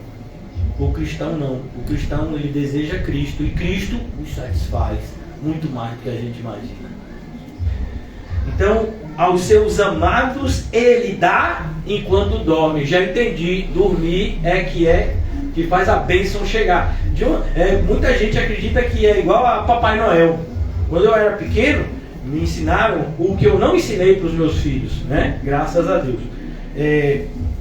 Da existência de Papai Noel, que não existe, né? E uma das coisas que dizia é: Papai Noel só chega se você dormir. Bote a meia e acabei. E quando o presente que você queria era muito maior do que a meia, por exemplo, eu queria uma bicicleta, mas é que Papai Noel vai botar uma bicicleta dentro de uma meia? E o problema não vai ser nem a bicicleta, o problema vai ser achar uma meia que a bicicleta caiba. Então, como é que eu vou dormir com essa informação? Então, de onde você acha que o mundo tira essas ideias? Pervertendo a Bíblia. A ideia de dormir aqui é: você confia, você faz o que Deus manda e o resultado não depende de você. O resultado sempre dependerá de Deus. Porque a pessoa pode plantar, a pessoa pode preparar a terra direitinha, pode fazer tudo. Se Deus não enviar chuva, como ficou lá na época de Elias, 3 anos e meio sem chover. E aí? Mas a semente é a melhor que tem. A terra é boa. A terra é boa, a semente é boa, é tudo bom. O povo trabalhou, preparou o campo, e fez tudo direitinho. Mas e a chuva? Não veio chuva. E aí? Sem chuva não dá. Se Deus não enviar chuva, aí não vai. Então aqui, concluindo, versículo 34, portanto, mais uma vez essa expressão, portanto, a ideia aqui é: já que você entendeu que Deus age desse jeito, pelo amor de Deus, pare de se preocupar com dinheiro. Você já entendeu, já era para dar mestre nisso. Jesus. Irmão, nome de Jesus, alma, corpo, espírito. Quando você disser para você mesmo: Deus está no controle, acredite. Porque a coisa mais fácil é a gente dizer Deus está no controle, e a coisa mais difícil é a gente acreditar que Ele está no controle. É verdade. Dizer que Deus está no controle é a facilidade. Então o ímpio fala essa frase: Deus está no controle, a pessoa não tem compromisso nenhum com Cristo, com a igreja, com nada, nem se considera cristão, não é batizado, e é capaz de dizer isso e até postar na mídia social: Deus está no controle. E confiar que Deus está no controle. Aí tem que ser crente, tem que ser de verdade. Porque se não for de verdade, não consegue. Portanto, não vos inquieteis. Que uma pessoa inquieta é isso. Não tem paz. Fica inquieta, de um lado para o outro. O pensamento vem e vai. Está pensando uma coisa, daqui a pouco já está pensando em outra, daqui a pouco já está pensando em outra, daqui a pouco já está pensando em outra, e não consegue ter uma ideia fixa, não tem um foco na vida, pensando, a mente é como se fosse uma salada de fruta dentro do liquidificador. E, calma.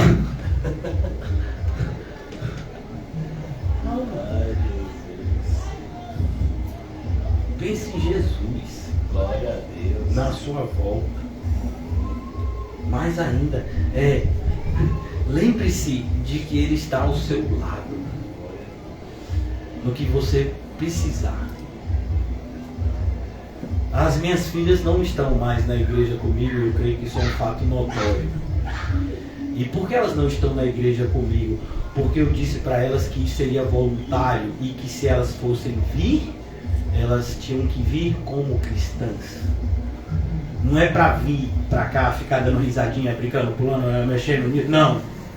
Se é filha do pastor, imagine. Se o pastor não educar a filha, vai educar quem? Né?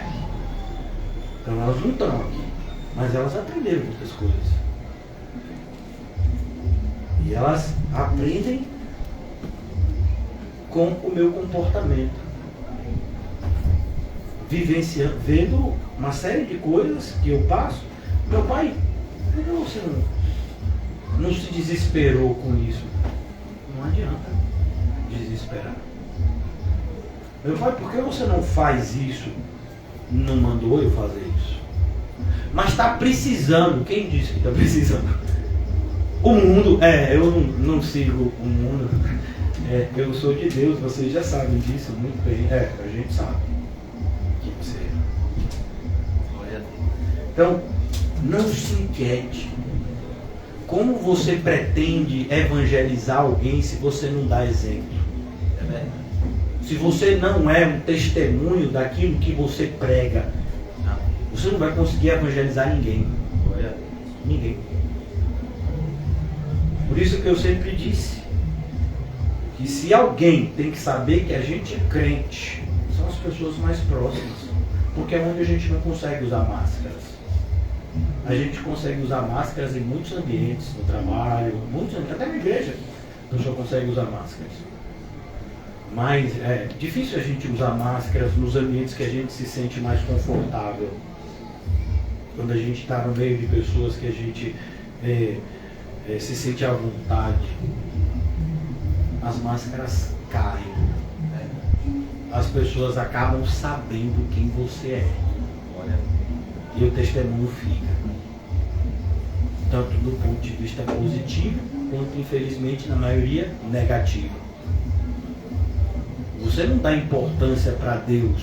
O que você quer que eu dê?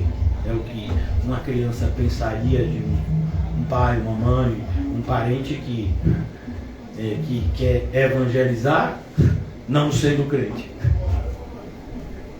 Elas sabem. Elas observam. Por isso que quando você vai em escolas, quanto mais jovens são as crianças, mais os professores usam de exemplo para ensinar. Uma vez que eles não entenderão o que você escreve e muitas vezes o que você fala, mas eles entendem o que você faz. Eles observam você e repetem. Portanto, não vos inquieteis com o dia de amanhã. Esse é um dos piores testemunhos que os pais de hoje dão. Vivem inquietos. Com o quê? Com o dia de amanhã. Aí depois olha para o filho e diz: fique tranquilo. Mas como ele vai ficar tranquilo se você não está? Você que deveria estar tranquilo. Não vos inquieteis com o dia de amanhã. Hoje é sexta, amanhã é sábado. Irmãos, eu tenho certeza que nenhum de nós aqui está preocupado com o sábado. A gente já está preocupado com a segunda. Porque o sábado pra a gente já ficou, já é logo ali. Então nossa mente já... segunda eu já tenho compromisso até meia-noite. Percebe?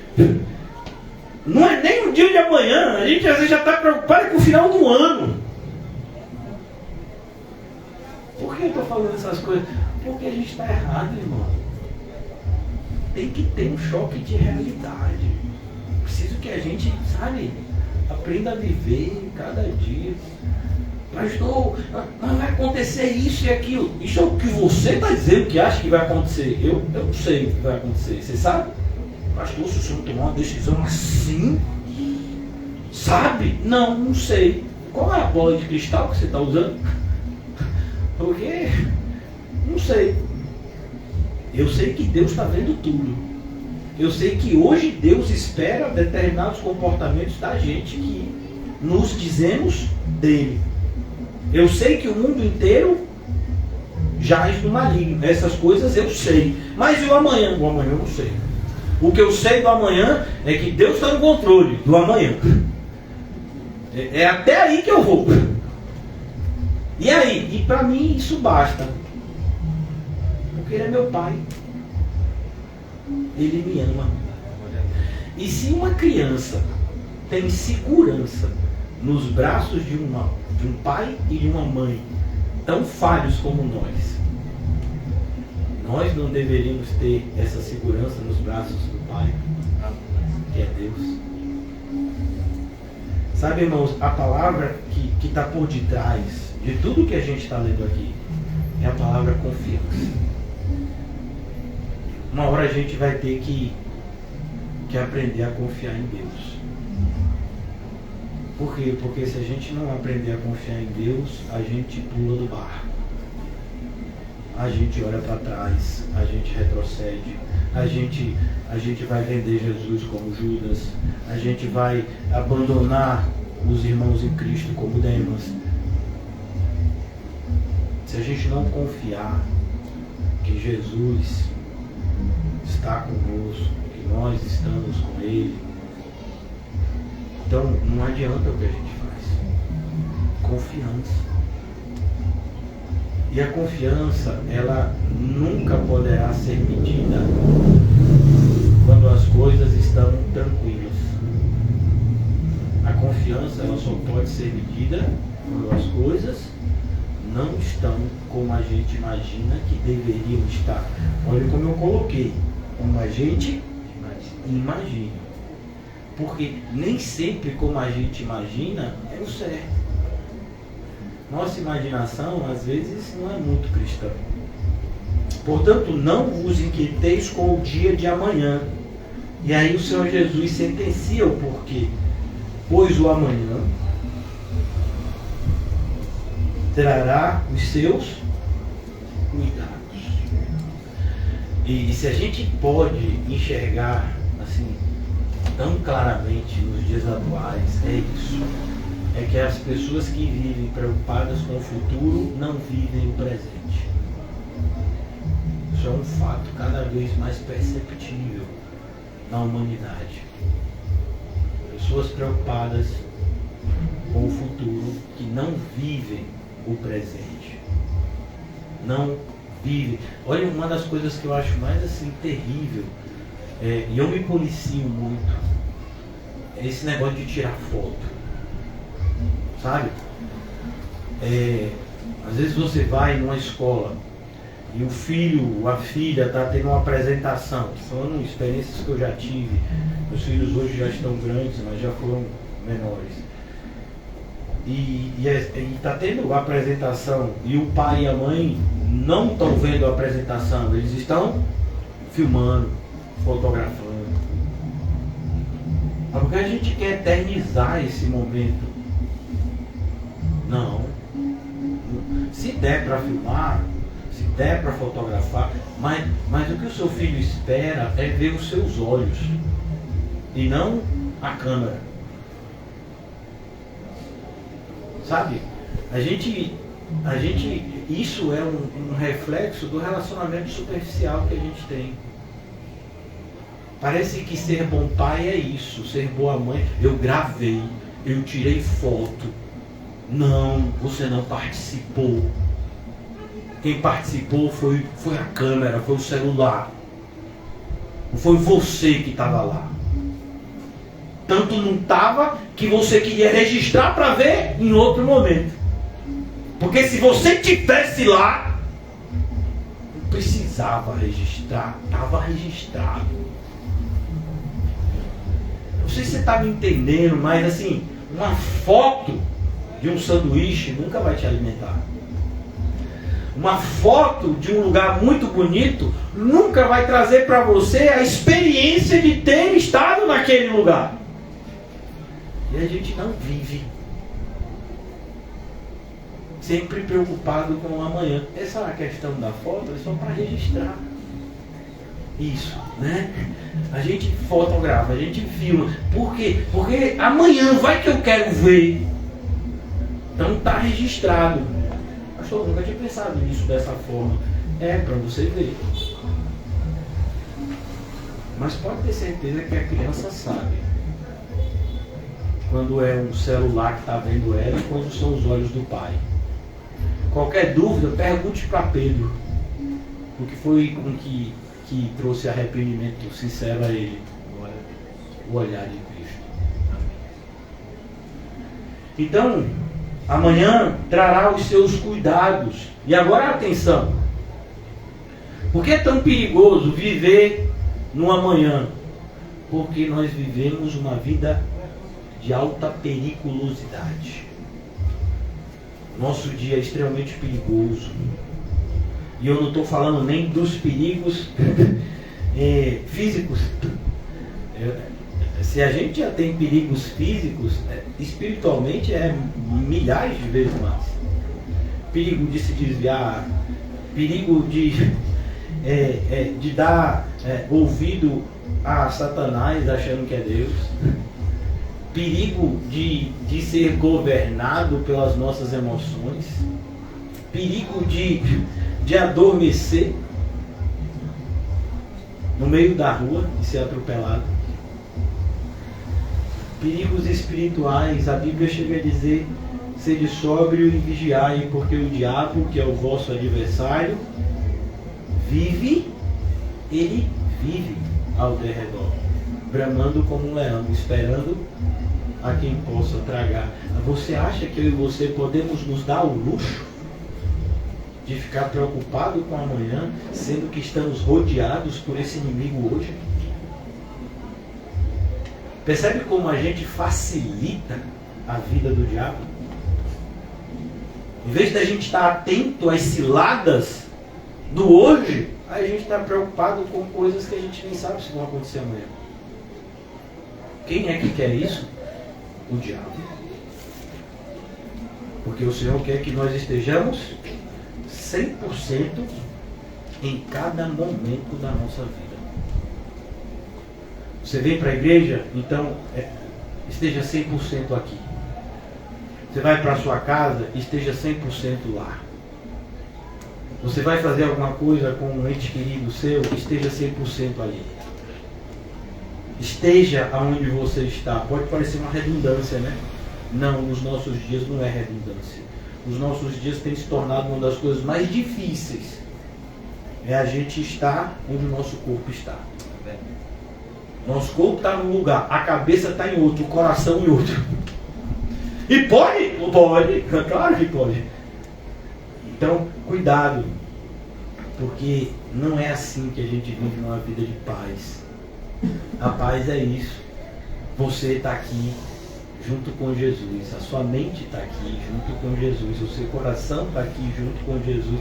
E quando você sair daqui e estiver em outro lugar, Jesus também estará.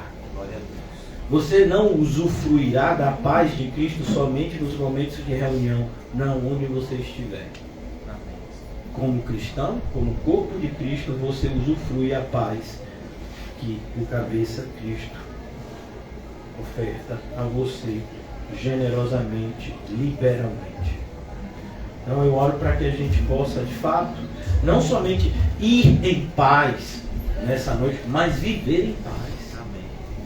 Porque diante dos perigos que tenho certeza absoluta, só vão aumentar. Não criemos nenhuma expectativa equivocada de que a nossa vida vai se tornar mais fácil. Não. Problemas que a gente passa hoje podem ser resolvidos amanhã, mas tenha certeza, surgirão outros. Vou facilitar. Eu tenho que calar minha boca, mas só para concluir aqui o raciocínio. Imagine que você tem um problema de locomoção e você está orando a Deus que te dê um meio de transporte. Isso é pecado? Lógico que não. Desde que você não esteja insatisfeito, desde que você não ache que Deus é obrigado a te dar nada. Então você pede a Deus e Deus te dá um meio de transporte. Seja uma bicicleta, uma bicicleta, uma moto, um carro, uma mobilete, eu não sei como você anda, né? Então, você pediu algo, tem gente pedindo bicicleta a Deus, tem missionário lá na África pedindo bicicleta a Deus. Então, você pediu algo e Deus te deu algo que você pediu, porque Ele entendia que aquilo seria para o seu bem, você usaria aquilo para a glória dEle. Mas veja que aquilo que Deus te deu, facilmente pode se tornar fonte de preocupação em vez de fonte de gratidão. Imagine que você pediu uma casa para que você pudesse morar com sua família e Deus te deu uma casa para você morar com sua família. E agora é cadeado, como é o nome aqui? Alambrado, arame farpado, telha, vidro para cima e acordar de madrugada para ver se tem alguém que está entrando. Não dorme. Não, depois que eu adquiri minha casa, eu não consigo mais dormir.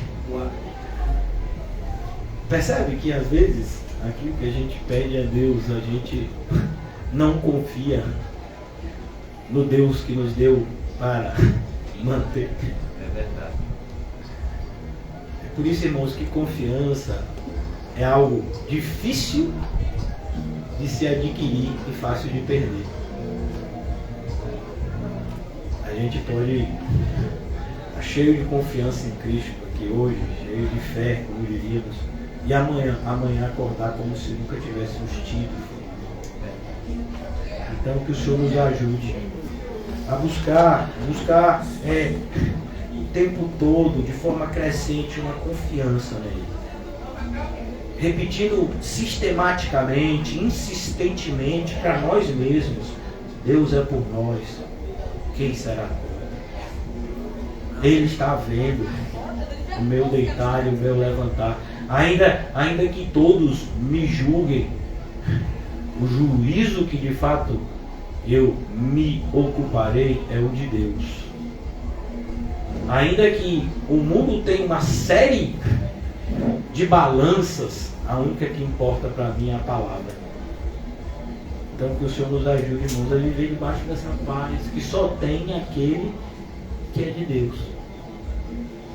Você, ao terminar esse culto, eu espero de todo o coração que a gente saia daqui levando essa promessa para toda a nossa vida. Até aqui me ajudou o Senhor. E se o Senhor me trouxe até aqui, Ele não vai me perder no meio do caminho. Eu sou uma ovelha do bom pastor. Ele nunca perdeu uma ovelha e não vai mudar isso comigo. Ó Senhor Jesus, ouve a nossa prece, Senhor. Ajuda-nos na pequenez da nossa fé, Senhor. Ó Deus, tantas vezes, em virtude da nossa incredulidade, sentimos os inimigos se agigantando, as opressões aumentando, se enfurecendo com terremotos, maremotos. Sentimos a nossa vida parecendo que está caindo ao nosso redor. Ó Senhor Jesus, ajuda-nos a ter essa paz que o Senhor nos oferece, que excede o entendimento, Senhor. Ajuda-nos a confiar em Ti, Senhor, a descansar em Tuas benditas e infalíveis promessas. Em nome de Jesus, amém? E graças a Deus. Que o Senhor nos mantenha sempre na sua paz.